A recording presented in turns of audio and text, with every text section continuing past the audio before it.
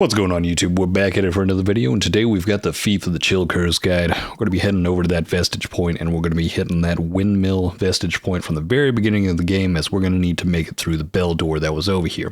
Now, if you don't have the key for this, effectively you'll need to make it through Cal Wrath, and I believe kill a certain boss, and there'll be a certain NPC over at the Skyrest Bridge that will drop the key with a note that tells you to go towards this location, effectively just giving you a description of where you need to go next, as sometimes in this game it does seem a little bit confusing on where is the next area I should go, and sometimes you can wind up in areas you shouldn't be going just yet, or that's effectively how it does go. And, for a different reason, effectively there's a different ending that you can get if you wanted to just basically speed run the game really quickly and get a different ending.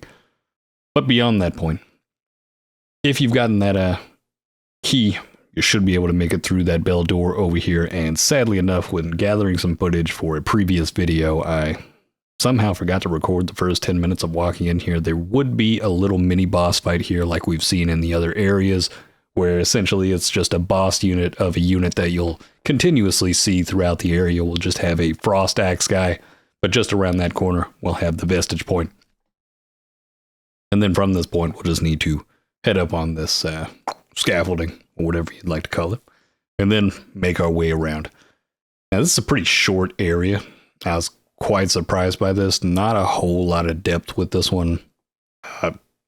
Feels like the most underdone area, in my opinion. We kind of just get a couple of walkways, a little bit of a castle to go around, but for the most part, what you're looking at right now, where we're just facing off with frost wolves, a couple of frost bowmen. You may have already seen the bowmen that we're coming up against. We'll also get that cosmetic right there. But we'll have another one of those invisible bowmen. If you've been through the Revelation depths, you'll know all about those bowmen that go invisible. Can be quite frustrating. And that elemental damage in this location's even more deadly, considering the wolves can draw up spikes from the ground anytime that this bowman shoots an arrow with elemental damage on it. He's also going to be shooting spikes out. It can be a little bit frustrating, but we're not going to be here too long, and this is probably one of the few zones that doesn't have a massive collection of enemies that you have to face off in every direction. There's a couple of spots where it kind of doubles up, but not too many. And we'll get that enhanced lacerating knife back there, a little bit more of that bleed damage from that throwable.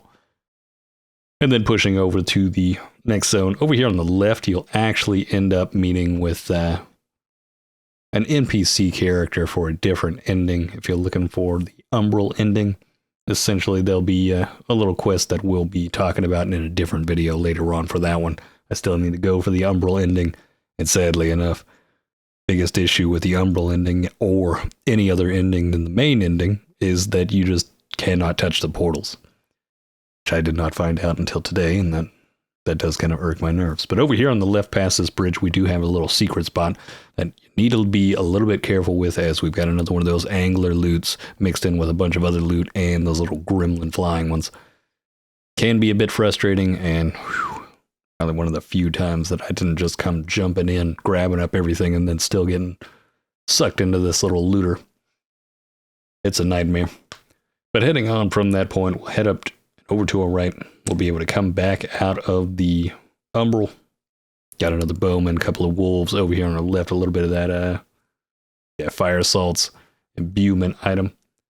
And then pushing forward, have a little mini boss fight. Yet again, another one of those enemy types that we'll see a little bit later going forward. But in this one fight, a little bit more powerful than you'd see. It's like a frost witch. She will have the ability to kind of throw ice from up on the ground. Kind of shocked that they didn't really put much more into this. I'm not sure how many different, or if you can even get some frost spells that like what we see here. I think it would have been a good idea to kind of mix that in, but it doesn't really feel like we actually get a lot of that in this game. Maybe that'll be a part of something more when it comes to DLC later on, but we'll also get another socketable rune from her. And just behind that, if we go into Umbral, we've got another one of those stomachs to pop, and we'll be grabbing up a new spell, which is going to be the Misery Missile, effectively giving us the capability of using some type of Umbral damage that pretty much stacks up with her damage. Across from that over to our right, we'll have a little bridge that we'll be able to get the Tundra axe, which sadly enough does not do any type of cold damage. I feel like most of the weapons out here should have been a little bit of that frostbite buildup, but we can't always be so lucky when it comes to certain items. But heading forward, more wolves, more bows, a little bit dry out here, not gonna lie.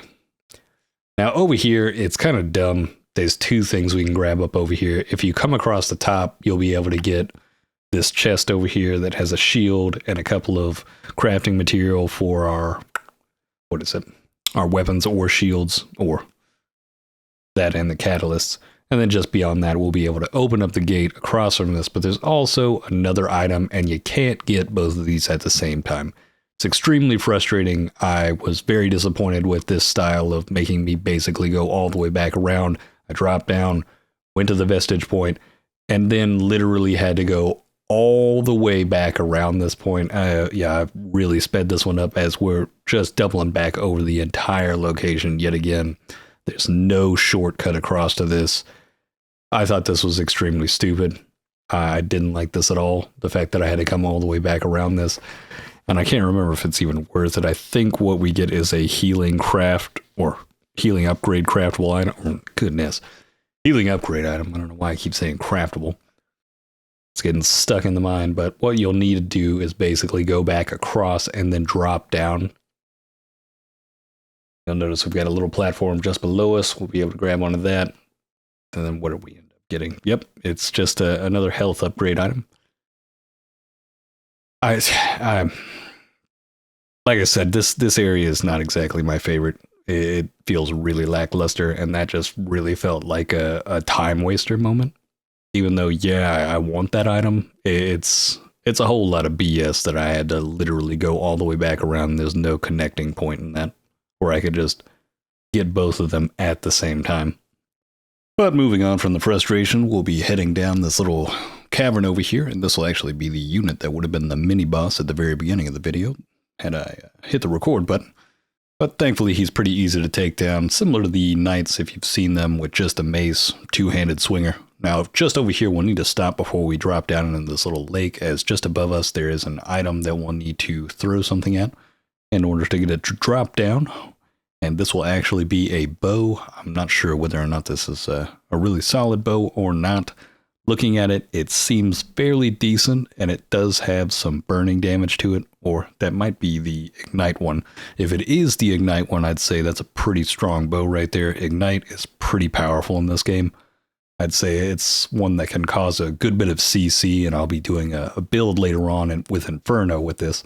But over here in this lake bed, we'll have another one of those potato heads. Fat boy over here is throwing another tantrum, jumping in your face, getting real mad, and then spitting at you after he opens up his face. And then we'll pop this stomach over here to find what is very odd that we'd actually get this out of popping a stomach, now that I think about it. We got the Sunken BESEECHER, which looks like a swaddled baby as a catalyst. Now, I'm all about, those funny moments of seeing a baby get used like a weapon, just like Butcher inside of The Boys Season 1. So that's fantastic. That was probably the sole thing that I saw in the trailer that sold me on starting that show up, besides the first 5 minutes of it, but that's still pretty creepy right there. But going forward, we'll be able to drop that one item over there that we just passed, and we've got a couple more of those frost wolves. Probably like the least dense area. There's a couple of zones in here that can be pretty dense with enemies, but this one seems pretty barren.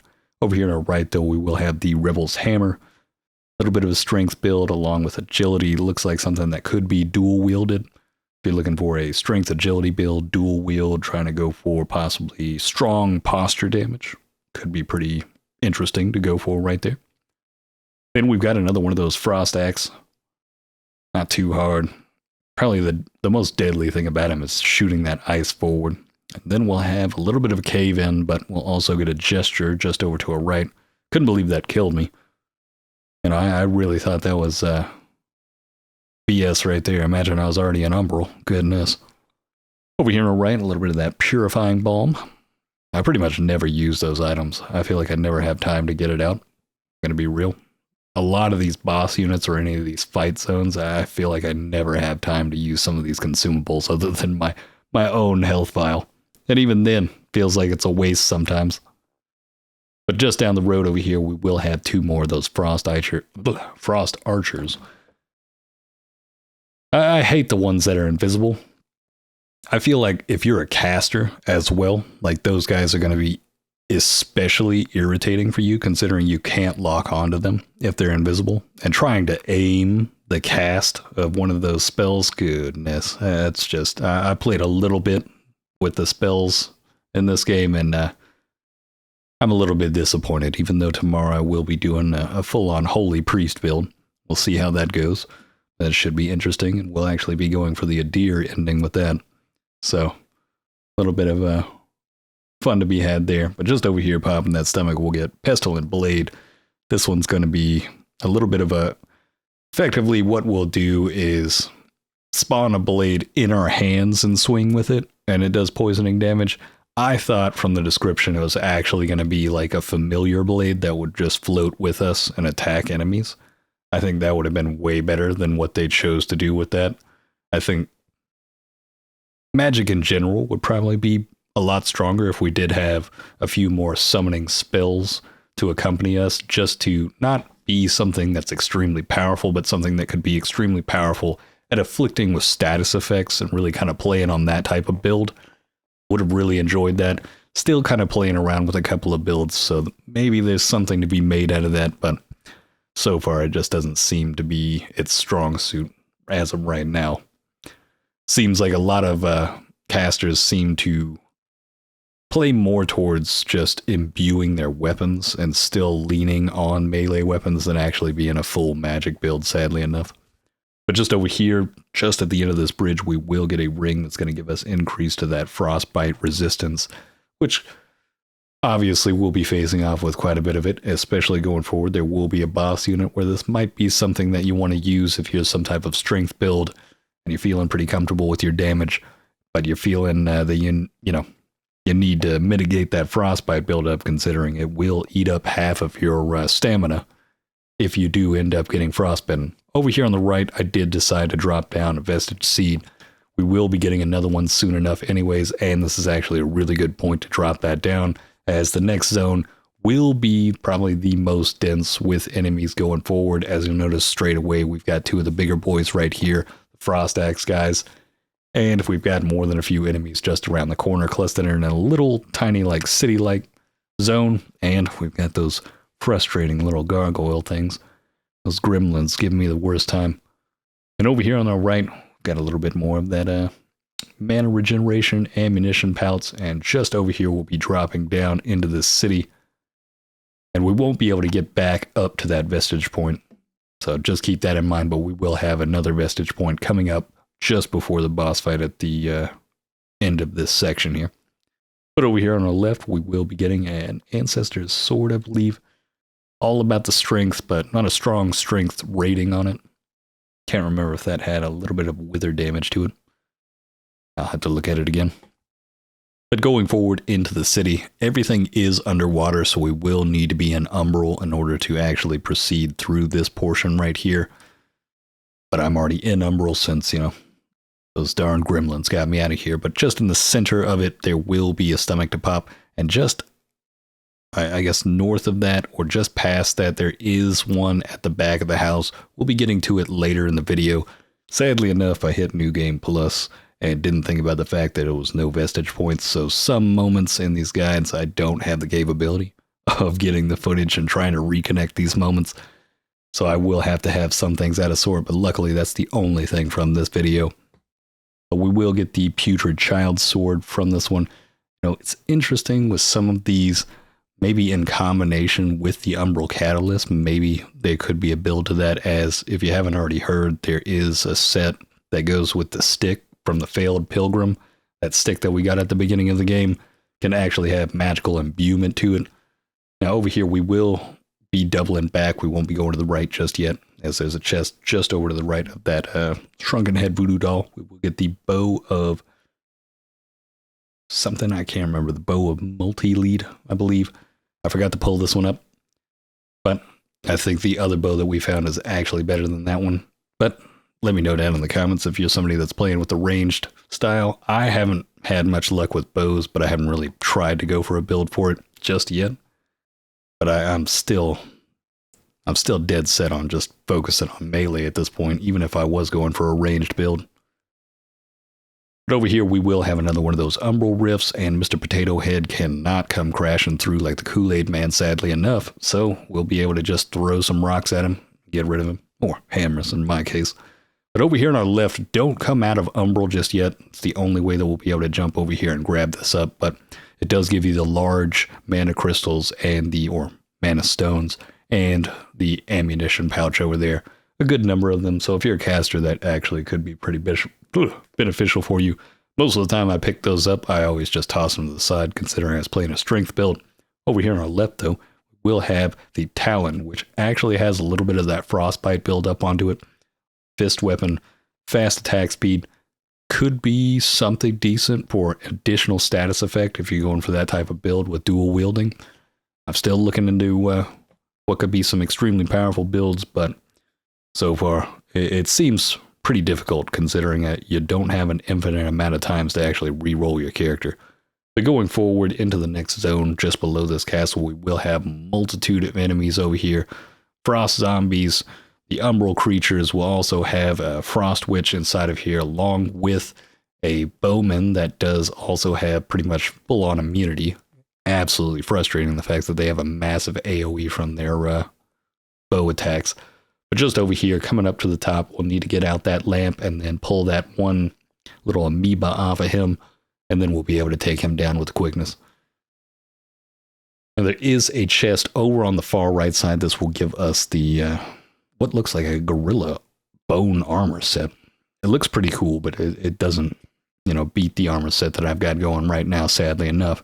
If it was for cosmetics, you know, obviously I'd be going for it. If there was transmog in this game, I'd probably have a full-on different set right now, although I'm getting accustomed to the cone head.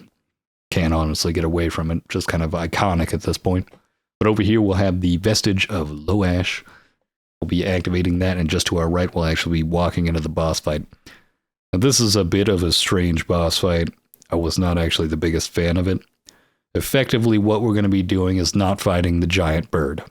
I know, it's missed opportunity. What we're going to do instead is we're going to fight mobs of enemies that are basically what we've been fighting this whole time throughout this zone, and then we'll need to soul flay the woman that accompanies the bird, and then deal some strikes to her. I wouldn't suggest immediately going into Umbral just to do damage to her, but it would make your life probably a little bit easier. Could probably make it a little bit easier for you, and, you know, you don't really have to worry about dying considering the Vestige point is just outside of this. It's not like we had to run a full distance, but I literally got this done in one run. First time I walked in here. And every time that you deal some damage to her, be careful, as the bird is going to be dropping ice shards from the ground, but it'll also create a cone of ice, or kind of like a whirlwind, that you'll need to stay in the center of in order to not take massive amounts of frostbite damage.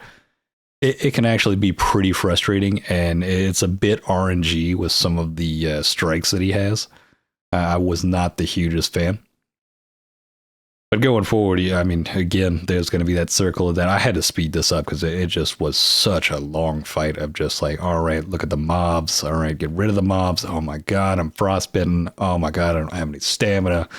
Oh my God, I got to go beat down the woman over there floating around. It's... there's one other fight, there's one other boss that I absolutely hated, and this one doesn't hit me in the same way that one did, but by far I'd almost say not one of my favorite fights. Second least favorite. There we go. We'll just go with that. And it does get worse, as we do have the Frost Axe guy coming in here. We have, you know, a good number of mobs coming in here that just really make it even more aggro with the bird going off at the same time. Like, you're just taking damage from all angles. I went through all of my health potions, and I'm down to the healing rocks at this point. I mean, it's just a frustrating fight, in my opinion. Aesthetically, it looks cool. I'll give it that. Visually, it's not the worst. It's probably a good bit better than most of the other boss fights visually. But the fight itself is just boring and tedious. Not a fan of it. Don't forget to hit the Umbral Rift though right after that, as we'll get the remembrance from that, and we'll be able to pull ourselves out of the Umbral and get the Leader's Axe over here. Another one of those that might be good for possibly a dual wield build. Then over here we'll have another bigger skull. I'm still disappointed with this whole area, I'm going to be real. Visually it looks nice, has that nice chilling effect to it. You know, we're coming into winter, this kind of hits the spot, but it doesn't when it comes to the actual gameplay. Up here we will have the portal or beacon, and we do want to come up here, even if you're going for a different ending where you're not hitting the beacons, you do want to grab that chest up because it's got every single different type of crafting material you need for the weapon upgrades, even the maximum one. There's very few of those in this game. You know, I believe you're basically looking at maybe 3 or 4, I think. I can't remember completely, but I did not have too many from just one gameplay, and it looks like you'll need to do multiple playthroughs in order to guarantee yourselves with those major chunks. And we will be facing off the Light Reaper again. This is another one of those moments where if you die, you know, it's no biggie, you just have to run back, but you won't be able to face him off again. I really put my effort into this one, and I was so frustrated that, yet again, I only had 1 health vial when coming up to this guy. And had I had the full health vials, I feel like I could have got him. I did get him later on in the game, but I wanted to get him way before then. But sadly enough, he did a couple of new combos on me I hadn't seen. Hadn't, you know, not enough practice, and then boom. There's nothing I could do to dodge that one. It's so fast. But going back, grabbing up my vigor, we'll come across over to the left, and there's a little ring sitting over here that actually gives us more additional frostbite damage. So if you have some weapons dealing frostbite, you get those cascading a lot quicker. Now from this point, we'll be heading over to the right first, after I try to just jump back up, seeing if I could go back over the other section. We'll have a couple more of those gremlins dropping down. And then from this stomach, we'll be grabbing up another one of those rune sockets. I can't remember which one this one is specifically, if it was the one where we get increased damage with dual wielding. Over off to the other side, we will have another Umbral Rift, but we won't be heading in that direction just yet. We'll double back to where that broken bridge was, and then going the opposite direction, we'll find another section of the small town with a couple of items we'll need to grab up. First, over to our right, we'll need to soul flay that and move over to the right, and there's going to be another beast axe over here with a bunch of those gremlins dropping in, so be careful. Still unsure with some of these weapons. It almost feels like they just drop some in that don't seem like they have huge capabilities, but back here we will get a rebirth chrysalis. Very rare. In my opinion, I believe I was only capable of getting 2 in one playthrough. I'm not 100% certain if that's all you can grab up, but you can basically only grab one up either from that point. I believe there might be a 3rd spot, but I was only capable of respecking my character twice. Sadly enough, I bricked it both times. Thankfully, I kind of saved it, and we'll see what we can do going forward with my new game +1. See if I can rejuvenate that, but we'll also get another one of those healing upgrade items right there. And then from this point, we'll be able to double back out of this location. There's no further that we can actually go. It's pretty much just a dead end. But that chrysalis is absolutely something you want to grab up if you're trying to build into something different, or maybe the build you've got right now just isn't that strong. Trust me, if you start pushing into possibly New Game Plus, or even into the end game content, and you don't have a solid build working for you, it's going to be a really frustrating time, I promise you. But from this point, we'll actually be doubling back to the main hub location, and there's actually one more thing that we need to grab up.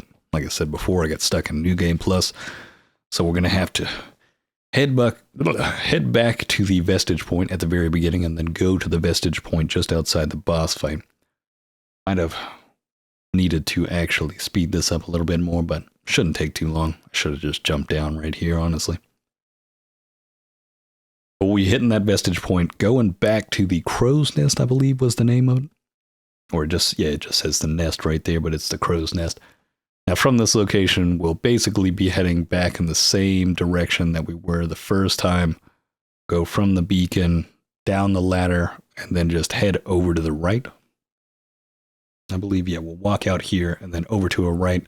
This is going to be that small village location that we just came from in order to get up to the crow's nest. But we will have, I believe, is it 2 Reapers or is it just 1? Yeah, it's 2 Reapers right here. Oh, thankfully, they're much easier to deal with at this point. I don't have much to worry about when finishing them off. But it can be quite frustrating. Especially when they go underground. If you're a two-handed fighter, like this guy just keeps dodging backwards. But we will get the Putrid polearm, which has wither damage to it. And this one actually gets basically stats from everything. Seems like some of those weapons that are accompanied from the Umbral have the ability to basically gain stat boosts from everything, in a way. Minus the catalysts themselves, but guys, that's going to be the guide right there. We're effectively just making our way back to the Vestige point now. Hopefully this has helped you. It's definitely a short one, not a whole lot to this one, but a couple of solid items to get from it. And honestly, you could... There's 2 different endings where you could basically fully skip this and just not even worry about it. It's kind of crazy. This is only for the main Radiance ending, from just cleansing all the beacons. But from that point going forward, you know, where you're going to want to head if you're going for the main ending and you're actually cleansing all of the beacons, you'll want to go back to the Bell Tower Vestige point. If you remember, there was a lift, and if you'd watched my Pilgrim's Perch video, it's the location from the Pilgrim's Perch key with the bell door that you'll need to walk through in order to progress forward and get to the end game content. That's where you'll be heading. You'll still have, I believe, 2 portals to cleanse in that location, good number of boss fights, and definitely some difficult enemies to be facing off with. It is a frustrating zone.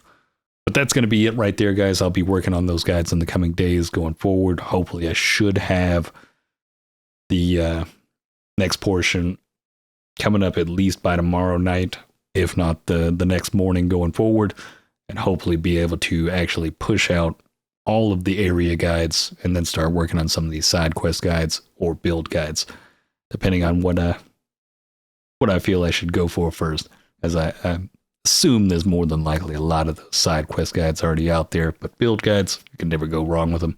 Always having fun with something. But if you'd like to see more of this content, hit that subscribe button, and if you'd like to see some of this content live, hit that link down in the description below. Follow me over at Twitch. We'll be streaming daily. Also have Alan Wake 2 coming up as well. So get ready for some of that gameplay footage. But on that note, I'll see you in the next one, and have a good one.